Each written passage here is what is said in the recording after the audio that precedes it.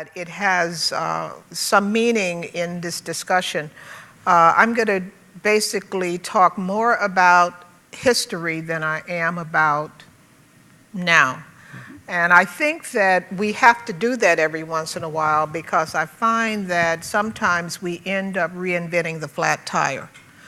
I was born and raised in the segregated South.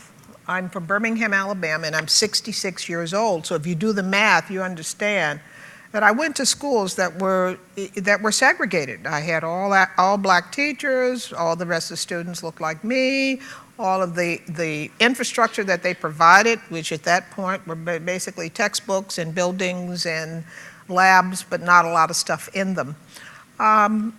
They essentially sent a message in everything that they did in Birmingham around our education that they really didn't expect for very much from us. So I understand that disparities in access to resources can disadvantage students in powerful ways that reverberate throughout their lives. Schools without equipment translate into students who may go to the next level with inadequate experience and lacking in confidence and know-how that can lead to failure unless there's intervention. I know that not having ordinary chemistry labs almost caused me to basically fail out of chemistry in my freshman year at the University of Washington.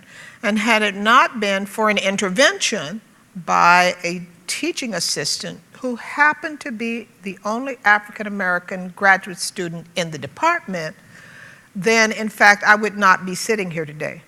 And I say that because I think that it is important that we remind ourselves that one of the most important things to do is to make sure that there are experiences that are available to students that will position them to move forward. That said, I want to strongly disagree with the comment that was made in the last session about kids not being curious. Everyone comes here curious. Animals come here curious. I mean, it is a matter of exploring one's environment, and if you do not explore that environment, essentially, and find the things that you need to live, you don't live. And so I want to just basically put that on the table. Everyone is curious, but the question then is, how do we feed that curiosity? Let's remind ourselves of the stages that we have gone through with regard to computing as a resource. We've gone through the stage of systems like Plato, where we essentially use them in many cases for drill and practice, to basically get students supposedly up to speed. But in many cases, who ended up in those kind of drill and practice sessions as opposed to who ended up with the enriched sessions was very much stratified by race and by socioeconomic status. And we just have to just basically put that out there. We need to go back and reread some of the things that were produced at the time.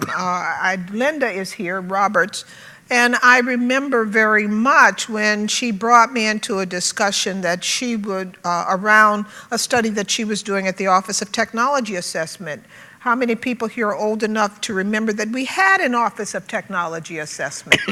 and to go back and reread things like Power On, because what it began to do was to kind of lay out the landscape that was available in terms of being able to look at computing and whether or not it had anything to say with regard to education. I think that we all knew that there was something very different about this technology, that from the beginning, that it was as Simon would say, no ordinary innovation, and that there was something that was very different. And I reread a chapter that I had done in a book entitled Technology and Education Looking Toward 2020. Well, I look now, and essentially next year, I guess it'll be, or year after next, 25 years since that particular chapter was written. But there were aspects to it that talked about like the differentials that exist between some kids and the way that the technology is used and other kids and the way the technology was used that is just still too fresh. And so it's not as though the issues have gone away. It's that they have basically kind of transmogrified. I mean, they are different in kind. My career has been strange in the sense that I was trained. I'm a behavioral ecologist. My PhD is in ecology. So ecosystems are not unfamiliar to me.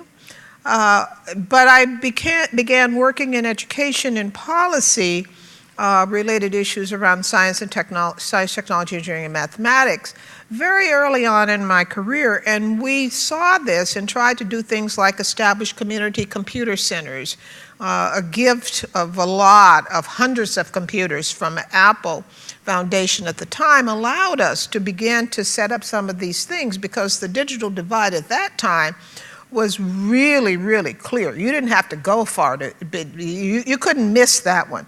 And so we tried to help communities really rethink about the role of these technologies. So one of the things that I discovered, however, was when I reread the chapter that I had written in 1988 about diverse learners, I realized how naive I was. And the thing that I was most naive about was not the situation that was different between the different groups of students. It was the naivete about the technology. You could not have imagined, what the technology would be like now. The fact that you would not be tied to a line someplace, that you could move around and have access to these powerful tools anywhere, anytime. And so the challenge really is that of how do we look at all of this now? Those of us who work in the equity community before, I would just say this, we worked largely in the informal space because we'd had no access to affect policy in the school space.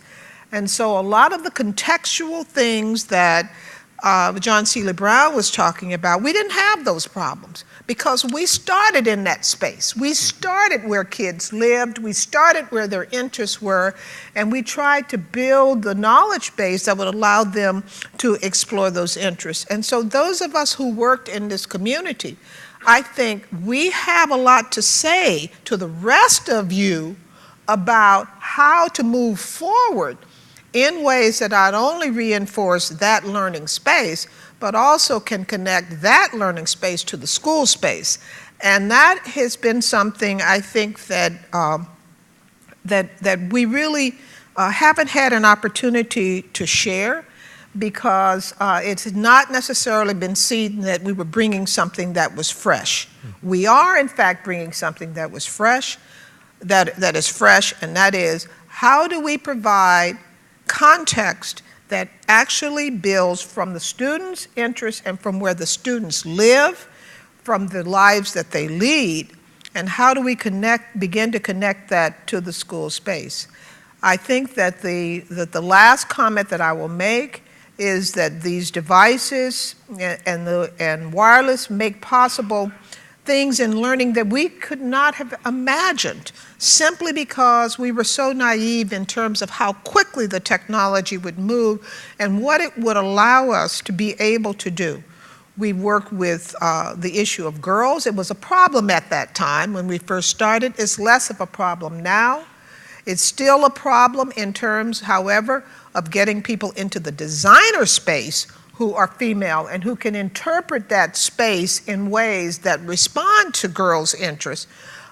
We worked with low SES kids, with minority kids, who may be bringing different experiences and contexts that need to be fed with more of the input from those communities and those designers, once again, into the things that, the learning tools that are available, and to students with disabilities. Again, how do we, in fact, use those populations as interpreters and designers of the things that are available to all of us? And with that, I will stop. Great. Thank you. Paul? Okay. My name is Paul Caputo. I'm here, I guess my role here would be to offer insight from the trenches.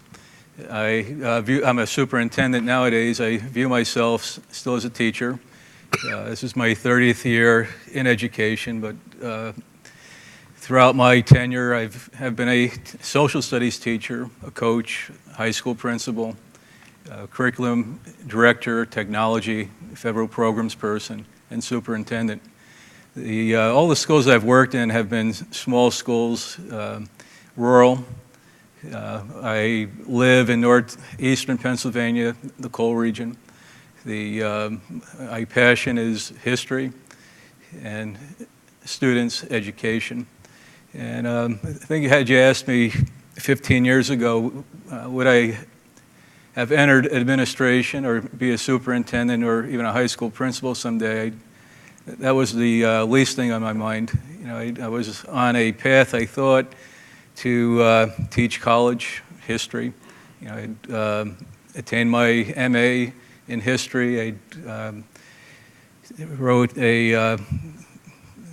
something I'm proud of, the coal strike of 1902. I have a deep passion for labor history. And then just looking at education and the way things were done and so forth, I thought I had a different role to play, and that was administration. And again, so I'm speaking here today more as a educator, someone in the trenches, someone who also has an interest in technology. I don't profess to be an expert in technology. You know, my roots, again, probably start with the TRS-80, you know, in the 1980s, using the DOS-based teacher management tools, if anyone had ever used that program. You know, editing VCRs or videotapes, and then from there it just kind of progressed. And so I've kind of learned by doing, and again, this being where I am and the types of schools that I have worked in, you know, we tend to be on the you know, the impoverished side. Again, houses where I live, you can buy a nice house for $5,000 to $10,000. There are also some very nice houses that can be bought for hundreds of thousands of dollars. So, you know, we have that type of disparity, but we also have schools where poverty is 40% would be the norm, and you have others where it's 60, 70, 80% would also be the norm in that part of the county or that part of Pennsylvania. Right, but still in all, we working together, and again, that hopefully I can share some insights. You know, this being scrappy and being aggressive and working with people and pursuing grants and forming partnerships. You know, you can provide your students with the same opportunities as those in other communities that may be more affluent or have more resources available. And then also, I'm hopeful that today, one of the points that that will be a benefit is just to put an appeal and to brainstorm, of course, to get new ideas that I can bring back to my school district to, you know, to still address the segments that we can't. You know, you can be as scrappy as you want and be as aggressive as you want and work and form partnerships, but there still can be a certain core that you may need some additional help. And in my mind, anyway, some of the help can come from consortium efforts, from the state, from the federal level, business partnerships. And again, these are things that I'm hopeful that today we'll have a chance to discuss and to put our heads together and brainstorm somewhat. Lauren? So I guess I'm a bit of a rogue on this panel, and I don't come with anywhere near as much experience, so I'm very honoured to be sharing the stage with you all. I already spoke this morning for 15 minutes, so I'm going to be fairly brief now, so you don't get too sick of me. I guess I'm here because we work, well, the whole basis of our program is around the fact that mobile is so ubiquitous, and therefore its access is so broad and so wide, and I work in developing markets, and sometimes that access to even just a basic handset provides the only opportunity to some of the services like banking, health, or education that they might actually have. One of the things that I guess I'm going to kind of throw out is that I don't really like the term digital divide. I prefer digital difference. And I think in some respects it's always existed. You talk about BYOD, but what about the old, BYOC? bring your own calculator. And those children that had a basic calculator compared to those that had the newfangled scientific calculators. And not just in terms of the sort of physical resources, but what about people resources as well? And I kind of use my own background. I grew up in just a normal blue-collar, working class kind of family. My mum was a primary school teacher, and my dad was predominantly unemployed. So I would come home from school, and Dad would often be sat on the couch with a beer, and Mum would be cooking dinner, and we would sit round the dining table, and we would basically just relay the events that had happened throughout the day. And I know a lot of other people grew up in families where they would discuss current affairs, history, topics of interest, and we just didn't do that. And so it was only really because of my own natural curiosity that I got involved in the business world, and that I ended up moving over to London and sitting in front of you all here today. And I guess one of the things that I think in terms of equity and access and opportunity is that we really have to think that innovation often comes out of desperation or desire. So, it doesn't necessarily matter what tools you have in front of you. There needs to be, and you spoke about that kind of motivation and that before. So I just think that really we need to consider all innovative solutions and look at leveraging the devices and the technology that already exists. So I'm going to throw one question out to the panel, and then I'm going to open it up to you to make sure that we get to the audience interaction. And let me see if I can frame the question well. One of the things that has struck me going to educational technology conferences actually since the late 1970s, I was 2 years old when I started, in case you're wondering how that dates me, is the absence of people of color at many of those conferences. And this conference is actually better than many, because I think that mobile devices are perceived as owned by people of color in a way that a lot of other educational technologies are not. But still, it's not an equal representation by any means. And I have thought long and hard, being someone who's really bothered by that, about what to do about that. And I look at an initiative at Harvard that I was on the fringes of, where a couple colleagues of mine decided to go into one of the local urban districts and look at using mobile devices and texting as a way of linking students and teachers more closely together, which was a really good idea. But they didn't really get anywhere until they went to the community and said, we have some resources that deal with mobile devices and texting. What do you want to do with them? What are your goals? What are your concerns? We want you to be the designers, and we will help you implement this. And then they got somewhere. And so it's about reaching out, and it's about empowering. And I think that's true whether we're talking about developing countries, rural students, people who have been discriminated against for generations. So I'd just like to get any thoughts that you have about how do we get groups to the table, not just to sit at the table and be representative, but groups to the table feeling as empowered as any other group to say, this is what we want and this is how we want to get there. I think there's always going to be resistance, no matter where you're looking. And I think this is why change is happening at such a slow pace. I mean, especially when you're trying to reform education. There's, our education system's been around like this for hundreds of years. But I'm just going to give an example of going back to this idea that you absolutely need community buy-in. And I give two examples actually of two different projects. One was a project that was in, or still exists in the Philippines. And it's a project that's been launched by Globe, by Nokia. I think there's some NGOs and donor organizations involved as well. And it's called the Text to Teach project. And the success of it has only been because of community buy-in.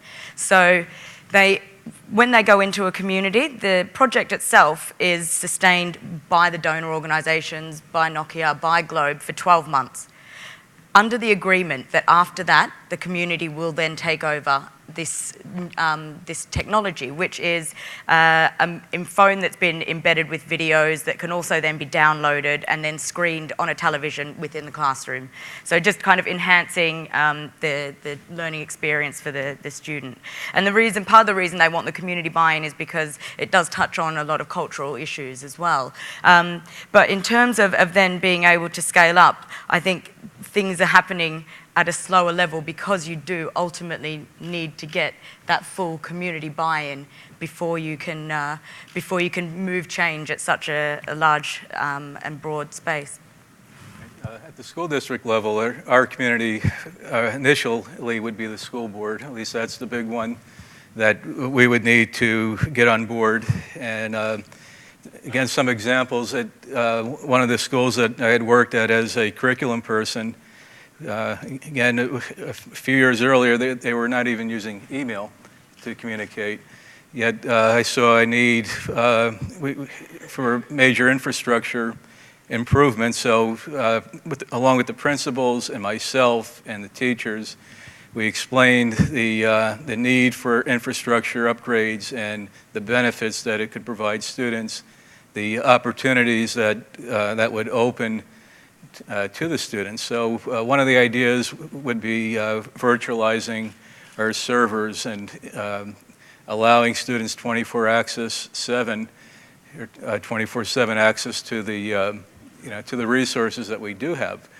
So again, it was a foreign concept to our community, but it was something that we had researched, we had partnered and done our legwork, and began to realize that, hey, if our students can't access their files at home, we can now do this type of lesson, and we can open up new learning opportunities for our students. And again, it took months and months and months and months and months of conversations, and even the teachers. When we were talking about spending hundreds of thousands of dollars when our budget was $18 million. That was a major investment for us, but again, it was the idea of education and how technology can level the playing field and the benefits that it will bring to the students if they are exposed to the outside resources.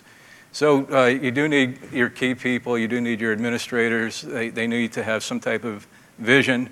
They have to understand it and advocate for it. And then, at least at the school level, again, it's going to be the school board itself that will open the door for allowing that to happen. I have kind of become one of these people that I don't want to wait for the schools to figure out that they want this. I want to go directly to the community. I can mount a program at the library or at the Boys and Girls Club or at the community center on a much more rapid time frame if I work with the community and build an appetite and a demand for this. And oftentimes, once demand is built, demand actually pushes into the school. Mm-hmm. Because if I wait for the schools to adopt it, I'm not sure how long that will take, number one.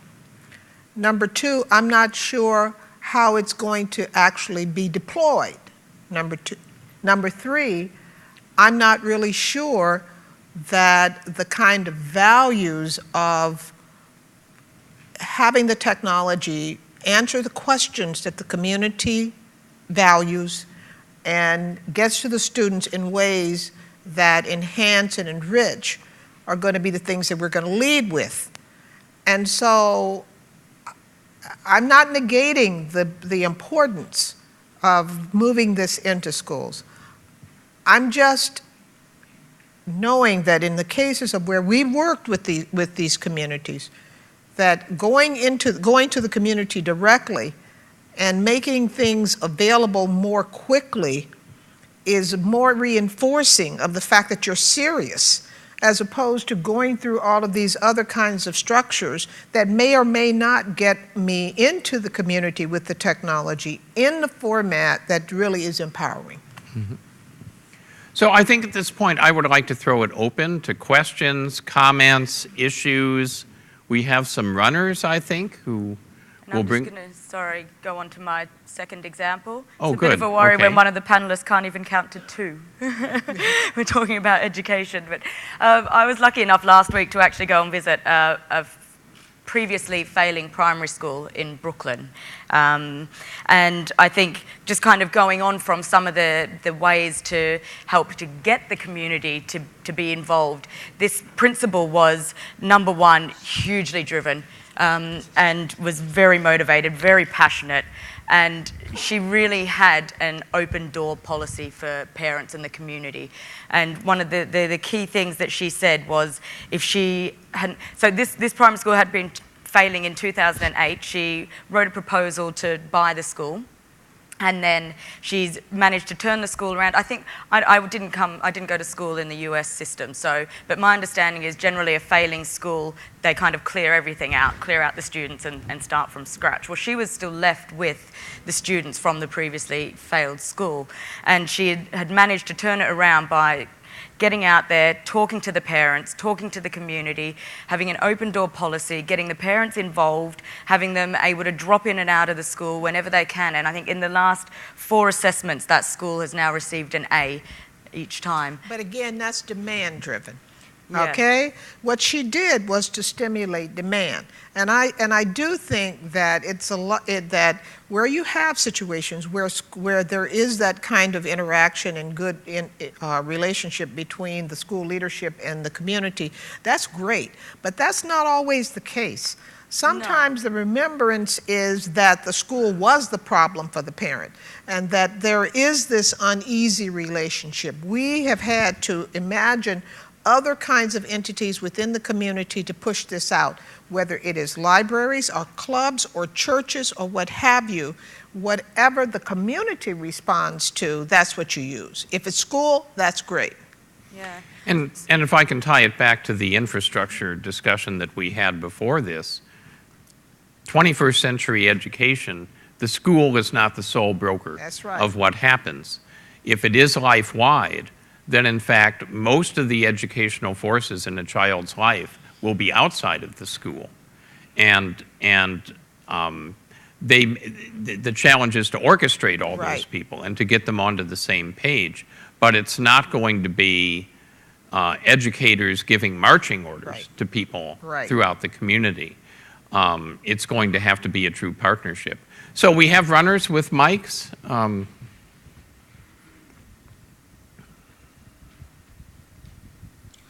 My name is Bonnie Bracy Sutton, and I've been an educational technology punching bag. What does that mean?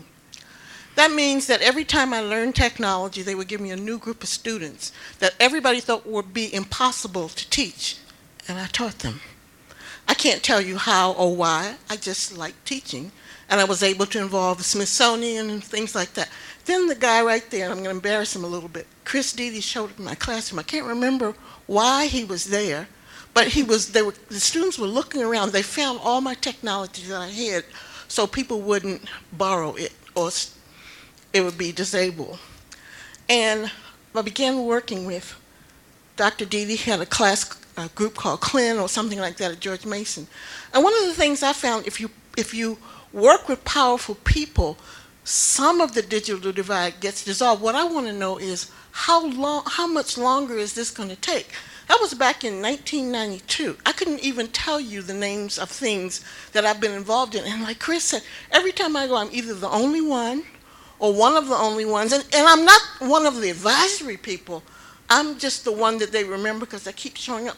What does it take to involve minority people in the planning of things? I don't understand.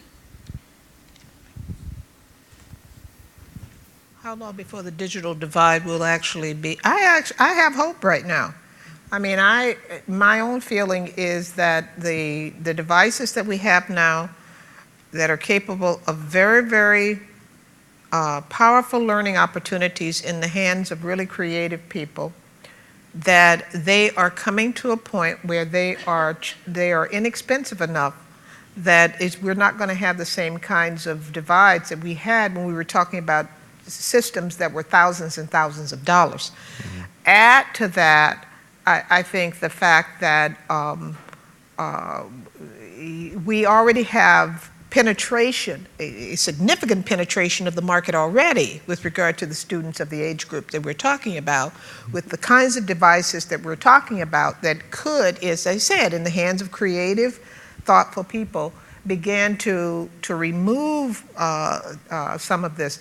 But I think one of the greatest barriers, however, is likely to be in the hands of creative people who are able to develop very meaningful and engaging and contextually relevant material. That's the bottom line. So we've got to get more different kinds of developers. And, I believe one of the keys is to take politics or to try to privatize it as much as possible.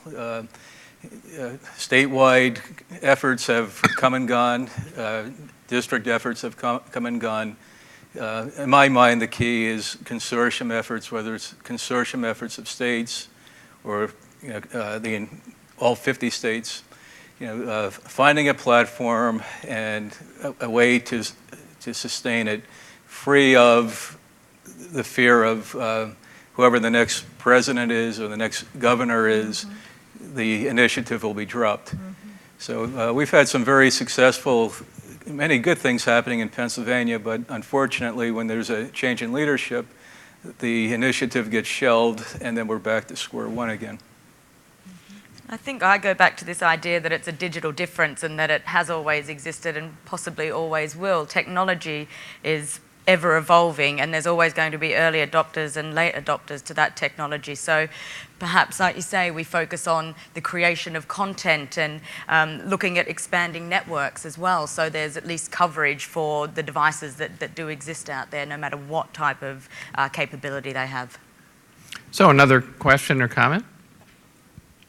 Hi, I'm Valerie Taylor, and I'm Executive Director of the Center for Minorities and People with Disabilities in IT, and I'm also Professor of Computer Science at Texas A&M.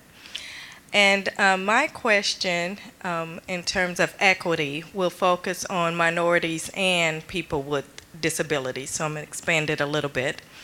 And I found the discussion about curiosity very intriguing. And so I want to ask, and if we look at, I remember from last year with Project Tomorrow, as they were talking about the number of devices, mobile devices in the hands of students is growing rapidly. So let's say in 5 years, the students have access either on their own or through some family member of some mobile device. What do you think it will take to utilize those devices in a way that stimulates curiosity? And I go focusing on, when we look at equity, minorities and students with a disability. So. What is it? My own feeling is that we have the challenge with regard to the materials that get developed, and then we have the challenge with regards to professional development for the adults that will be interacting with the students with the material. And everyone keeps, like in the K-12 context, people talk about teachers, but the fact is that teachers teach as they're taught, not as they're taught to teach. And higher education presents its own challenge with regard to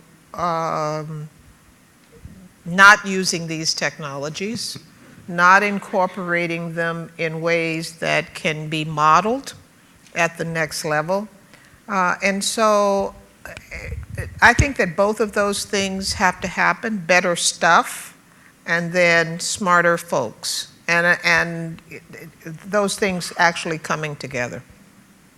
As far as technology and learning disabled, again, that's an excellent use of technology. Of course, the software can be leveled to meet whatever accommodation the student may have. And just the whole concept of technology, again, in terms of a school district and serving the needs of learning disabled is tremendous.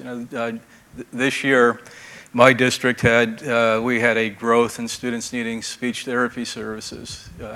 We were able to find one speech therapist, but we needed a second. We couldn't find anybody willing to work for the wages that we could provide, but we used technology to bring those services to our school. And through a program, there's a speech therapist based in Pittsburgh, which is about 4 hours from my school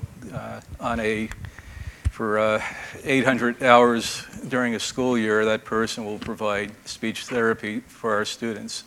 So again, whether you're talking about a commercial product that has leveled or different levels that can serve the needs, whether you're using it on a laptop or a tablet or a cell phone, again, there are those types of programs available. And then as a school administrator trying to serve the needs of your student, you can, again, there are technological avenues available to serve the needs of all your students. I'm not really sure I'm the best person to answer it, and I'm not really sure there's an easy answer for that either. If you're talking about kind of being motivated by having access to a device and something that can be personal for you and something that can be engaging for you, then I think mobile technology is one of the most pervasive and best placed technologies to be able to do that.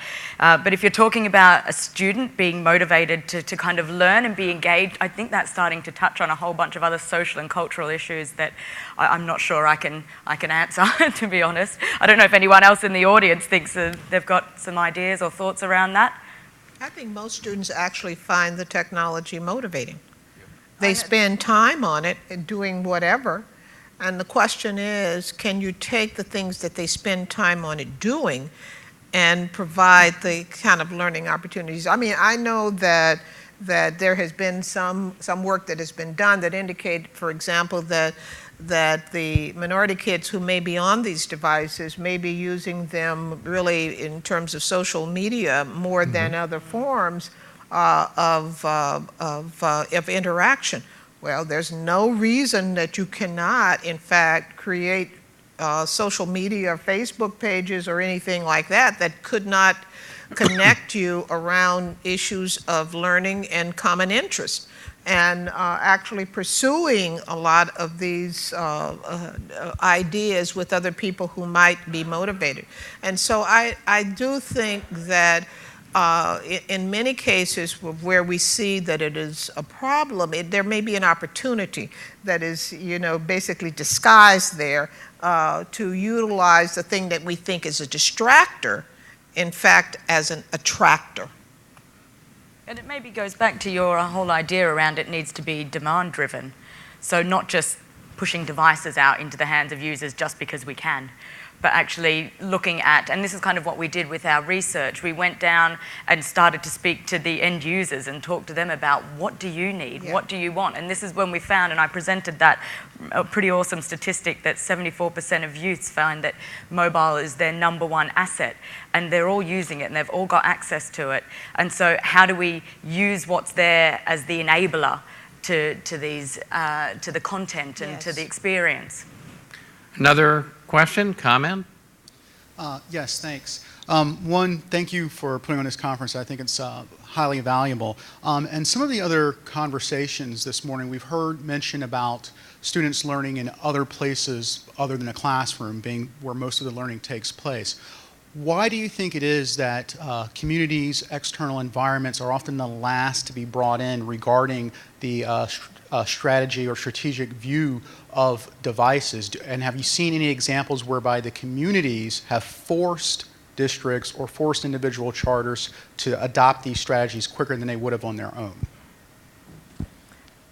Why? My own view is that people get it, that the technology is important. There are some cases of where jobs, you can only apply for them online.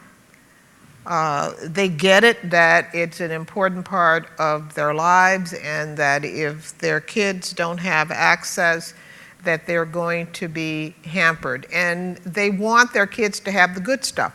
I mean, I get that.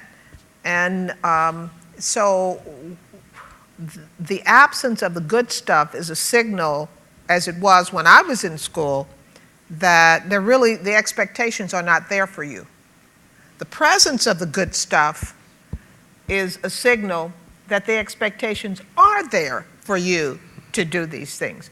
And so you're sending a signal one way or the other. And so you can drive the demand, you can drive the behavior by enough uproar with regard to wanting the kinds of tools that the students are going to need in order to be successful. And let's be honest. These devices, this technology, is fairly ubiquitous in the larger society.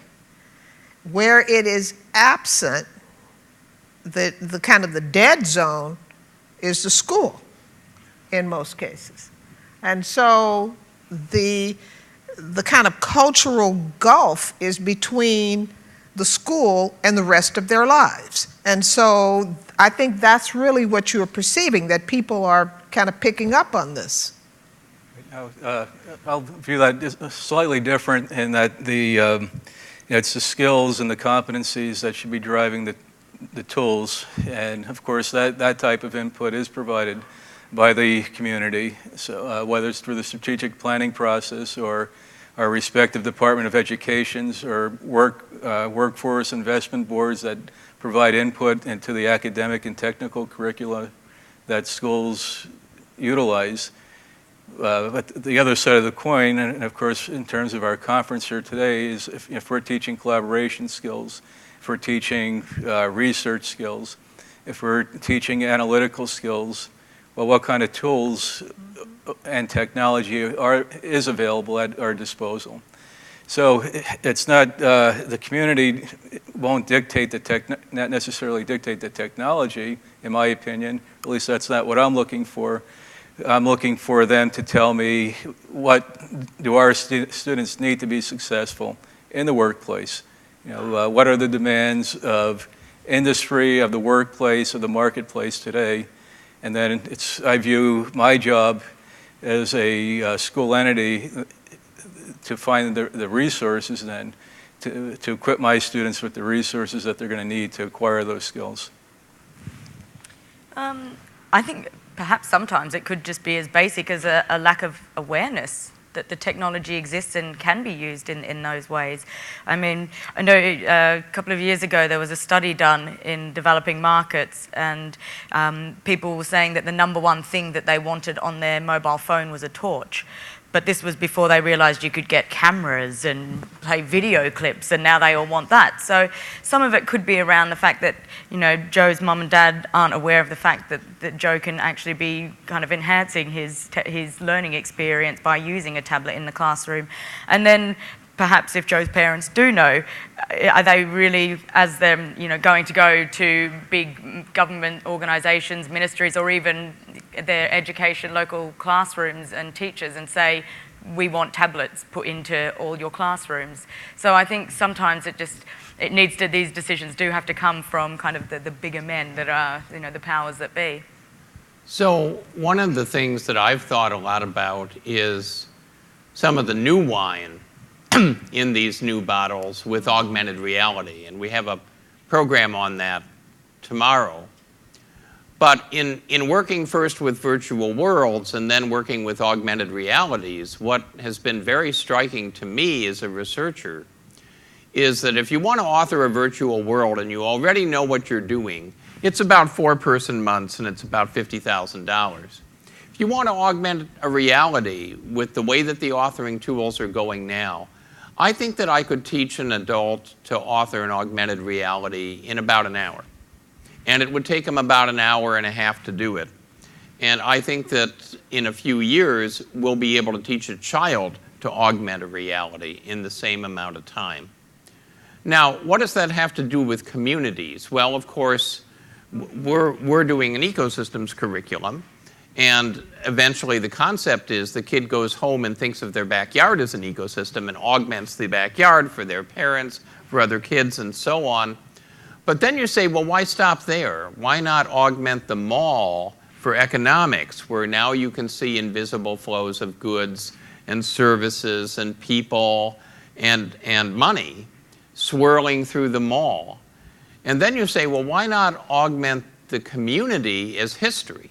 So you go door to door, you bring down the old photographs out of the attics, you scan them and digitize them, you start to augment the community in terms of history. And all that seems really exciting to me, and a step towards that kind of Montessori-like learning infrastructure that we talked about in the prior panel.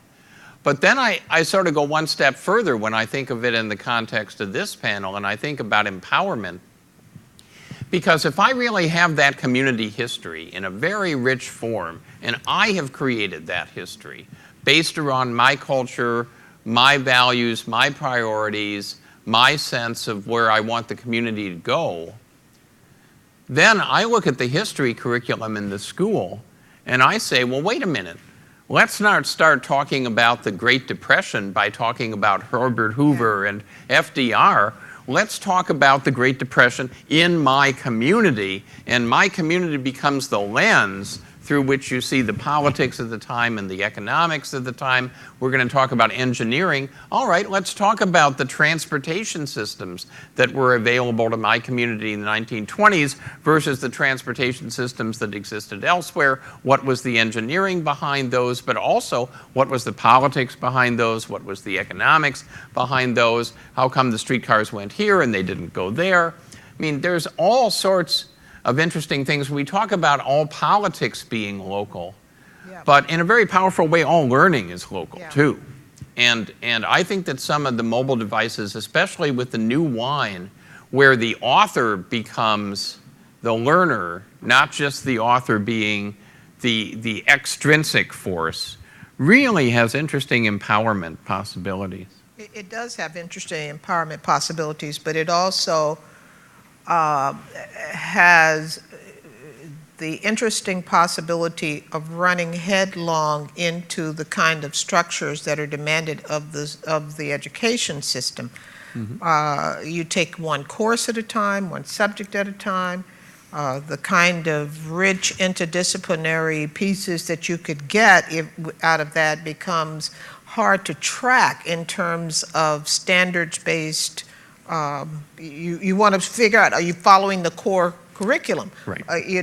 But somehow you'd have to figure out not only how to do that, but how to tag different components of this larger picture that you're building in such a way that you can in fact map back to a core competency. And so the challenge that it actually puts on education is an interesting one. It may require teachers to work together in teaching, to work outside of their field, in which case they become a learner, to do all kinds of things that are very, very different.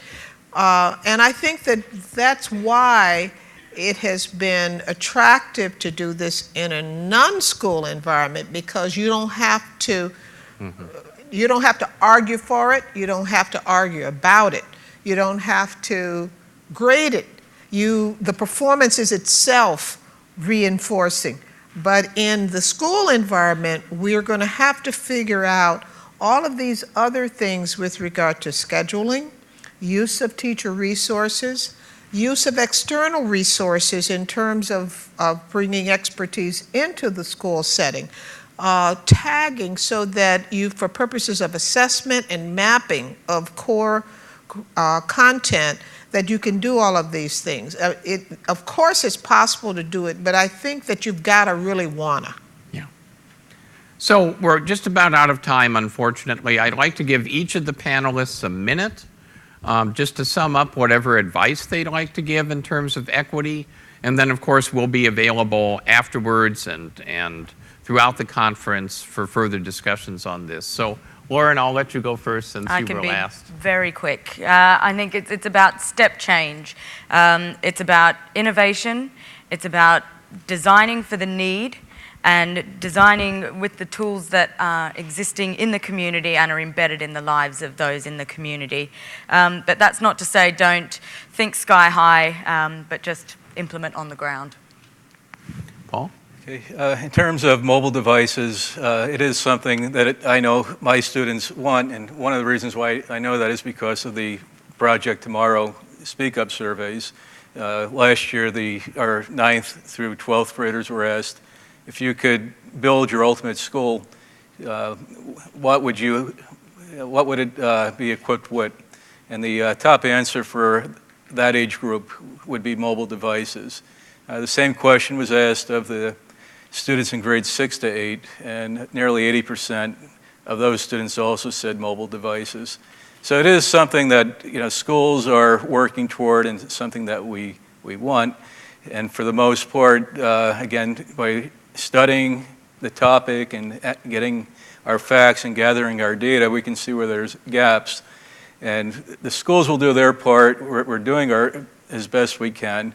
But again, what we're looking for and what we truly need are partnerships, whether that is with government entities or private entities. We need somebody. It would be very helpful to me, because I think we have reached our limit in terms of resources. If someone could step in and help fill the gap in terms of providing these devices to the percentage of students that do not have them. For example, 10% of our elementary students do not have access to internet or any type of wireless network. As they get older, the gap gets a little bit smaller, so we can do things to help bridge that gap and provide these resources. But in other communities, again, we're impoverished, but we're in good shape, I'm sure, compared to some of the more urban schools and so forth. So schools need help. We cannot do it alone. I do agree the community needs to be involved, but we also need business and industry partnerships as well if we're going to do this right. Shirley, you have the last word. I think that the equity work that we have done over more than 3 decades indicates that we're not going to really achieve the goals unless the school, the community, and the home actually work together as learning spaces. We spend less time in the school than we do in the out-of-school space. And so we have to figure out how all of those pieces can connect in ways that can reinforce learning for students. And I think that there is the opportunity for the device and the curriculum that the device could help us to convey across the school, the community, and the home, to be the common denominator that links all of these learning spaces in meaningful ways, rather than, as is the case now, where we do not have the kind of synergy across those places that we really could benefit from. So please join me in thanking these 3 terrific panelists on this difficult problem. You've got 15 minutes as a networking break. Please do come back here afterwards. We're going to have a plenary panel with teachers talking about life on the ground. So please come back soon. Thank you.